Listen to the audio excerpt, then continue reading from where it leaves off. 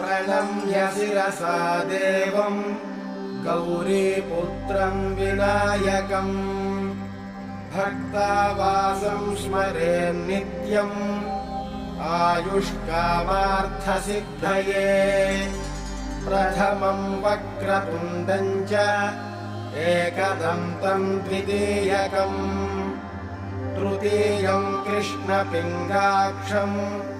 गजवक्त्रं चतुर्थकम्